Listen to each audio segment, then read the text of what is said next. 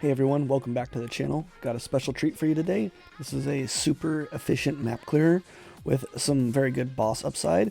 The last video we did was the Cyclone video, which was more of a bosser. This one's more of a mapper, and it is literally a blast, pun intended. So if you enjoy what you see, feel free to drop a like, a comment, maybe visit me at my Twitch stream at Sniper1232. Come check it out, and if you got any questions, feel free to ask them. Let's go ahead and jump right into a map and just show you what this thing can do. So the most important thing that we can do for this build is to make sure we have power charges at max, because when they're at max, now we can see here we're absolutely just trucking this map. You need to make sure that you always have Blood Rage active. If you don't have Blood Rage active, you're missing out on a good 40% of your damage, because we're using the gem Leech Energy Shield. So it's in our main link setup, so damage while leeching ES is absolutely critical. Now you can just see this build absolutely just guts maps, just completely destroys them. It can do every single mod out there. The only thing that you have to do is you kind of have to make sure you can handle elemental weakness. The reason because of that is your gear is going to be pretty tight, and you might not be over that threshold to where you can do LE weakness and still be max res. This is about a 50x build, what you see right now, but when we go over the gear, I'll make sure that I give you the budget options where you can save a lot of money. There's a lot of unnecessary things that aren't really needed. I just wanted to min-max this as best as I could. Also, if you have no budget limit, you can use Headhunter and destroy maps even faster.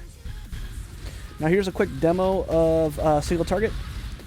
We're at 8 million Shaper DPS. This is the final phase, and you can see done. One animation. Alright, we need to break the gear down. So what I'm going to do now is I'm going to show you the gear, what we got going on, and then how you can save a bunch of exalts if you're more on a budget. So let's go ahead and get started. We're going to go ahead and start with the helm, because it's kind of like one of the linchpins of the build. So we got a Crown of Eyes. For anybody that doesn't know Crown of Eyes or has never played with it, it's an extremely underrated item for Wanderers. So increases and reductions to spells damage also apply to attacks at 150% of their value. So with this, we're able to double dip into our build. So you'll see that as we go to the wand next, you'll see that it has fizz and spell damage. Our tree benefits from it. Everything just kind of passively benefits from it. The helm, 1 chaos. If you want the max power corruption on it, you're looking at, an additional 10x. So you can save 10x right off the bat. There you go. The build's already down to 40x from 50x. Next up, the wand. The wand is probably 20-30C. Important thing is you want the fastest attacks per second you can get on your wand, because we are an attack base, right?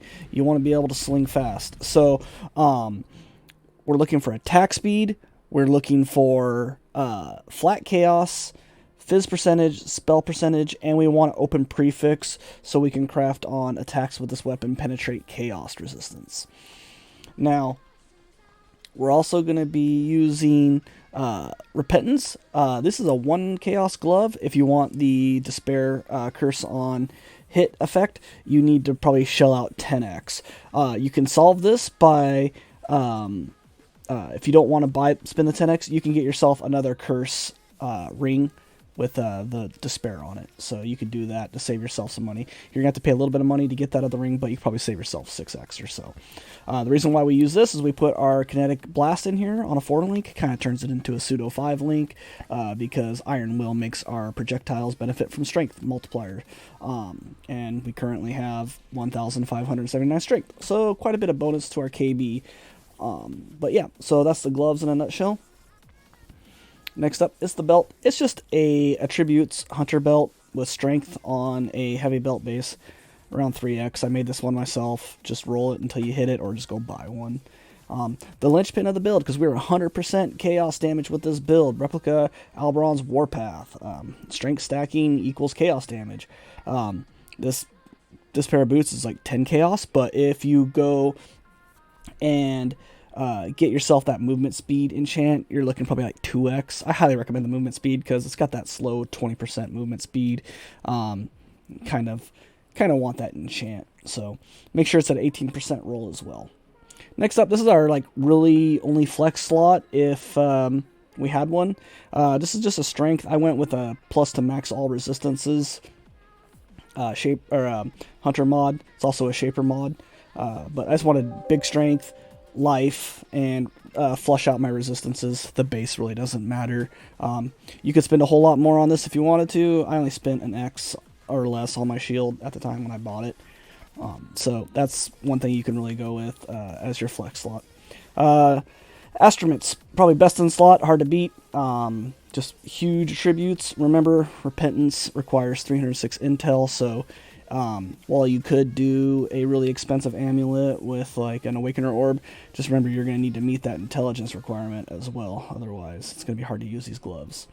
Ring 1, we're using an Assassin's Mark ring with strength, life, resistances.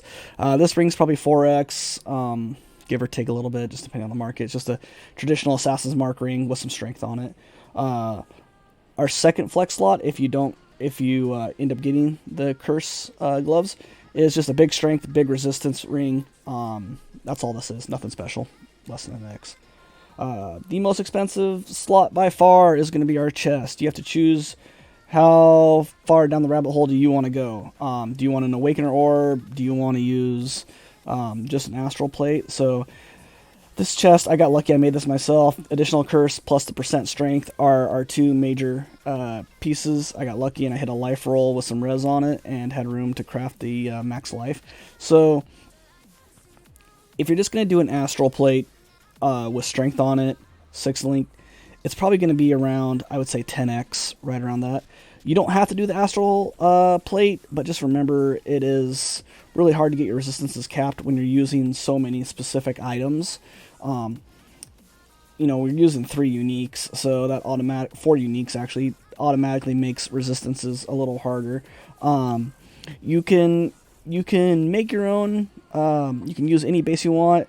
The biggest pain in the butt with Astral Plate is getting technically 6 off colors. You're going to want to find a base with 3 whites, 3 blues. There's a couple people out there offering, beast serviced for getting a base like this.